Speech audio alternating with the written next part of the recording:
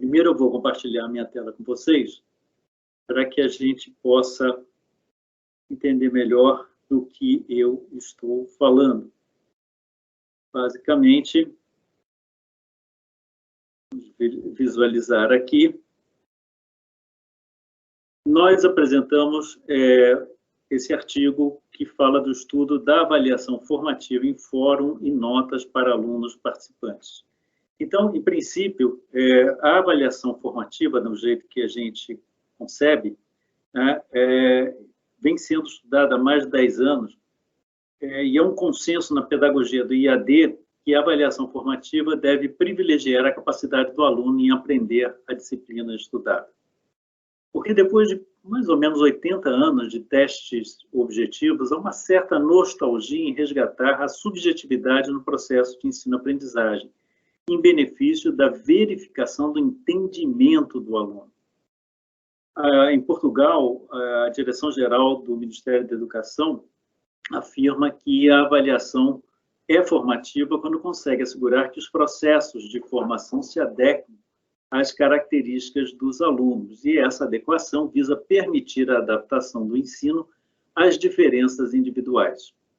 A avaliação formativa deve ainda incidir nos processos desenvolvidos pelos alunos para dar conta das tarefas propostas, ou seja, deveria ser um tipo de avaliação que pudesse estar dentro dos exercícios, dentro do conteúdo e dentro da interação com o professor. Durante o processo de ensino-aprendizagem, através de uma interação contínua, seria possível, então, demonstrar aos alunos em que patamar eles se encontram e indicar determinados níveis de exigências. Veja mais para cá, veja mais para lá, coisa que, com essa avaliação somativa através de perguntas objetivas, não é possível.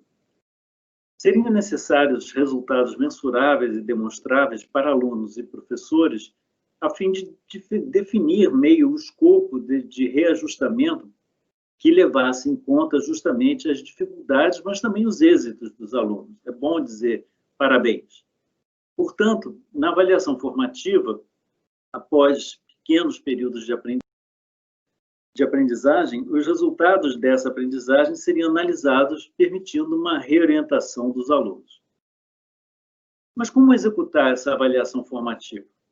Há uma proposta, né, de um artigo de Cardoso Silva Espinosa que leva em consideração que o aluno deveria ser avaliado por sua interação e interesse.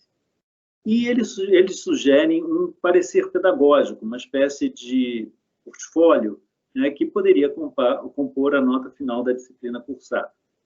E esse parecer pedagógico, ele, de alguma maneira, seria capaz de atender um acompanhamento individual e sistemático para identificar e corrigir as dificuldades ao longo das disciplinas.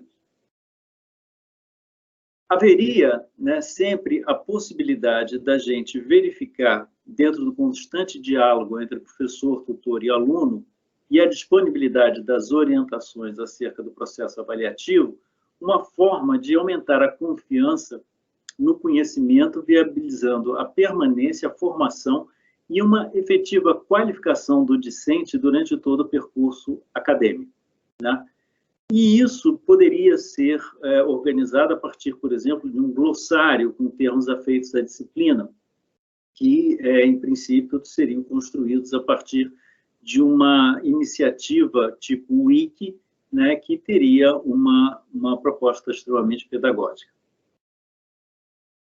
Por outro lado, verificamos também com Campos e Roque, num artigo já mais recente, 2012, estudando o software Alceste francês, que isso pode ser alcançado, sim, a partir de determinadas possibilidades que eu vou explicar a partir desse quadro que estamos vendo.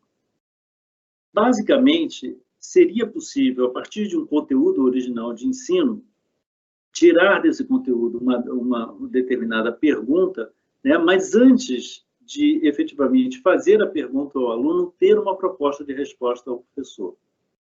E essa proposta de resposta, em princípio, ela vai servir, junto com a forma, né, do conteúdo original, como uma interpretação didática, né, dessa questão em relação ao conhecimento do conteúdo original. Dessa maneira, o que a gente poderia fazer é comparar as respostas dissertativas, né, dos alunos diretamente, tanto com a resposta proposta pelo professor, como com o conteúdo original. Fazendo essa dupla comparação, a gente consegue perceber, de um lado, tanto a visão do professor que guia os alunos num determinado viés de percepção do material, mas também a gente poderia estar mostrando a percepção do aluno sem o filtro do professor, diretamente por apreensão do conteúdo original. E dessa maneira, treinando um algoritmo, a gente vai conseguir perceber o quanto os alunos estão mais próximos do professor ou mais próximos do conteúdo, ou, ao contrário, é claro, afastados, seja do professor, seja do conteúdo.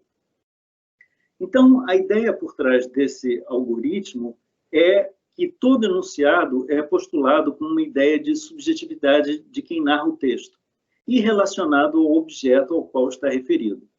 Essa dupla referência permite a formação da representação de um objeto pelas palavras.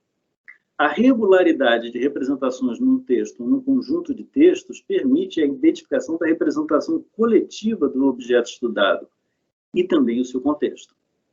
Então, portanto, assim é possível construir uma rede de significados que representa a importância dos fragmentos de acordo com o referencial teórico metodológico adotado.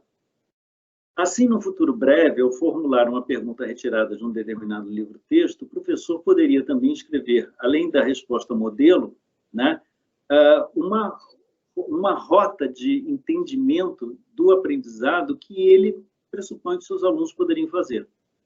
E dessa maneira, escrevendo e interagindo com o professor através de texto, dando respostas do entendimento daquilo que eles conseguiram, a gente poderia claramente dar conta, né, daquilo que é o entendimento e, portanto, a autonomia do aluno, né, em relação ao conteúdo que está sendo ensinado.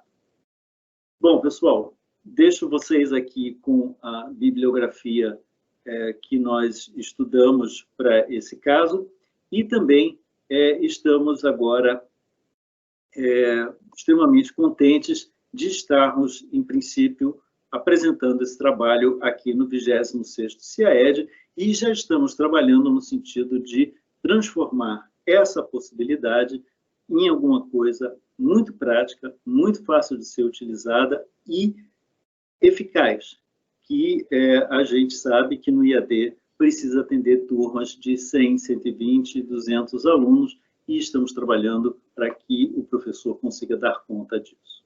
Muito obrigado.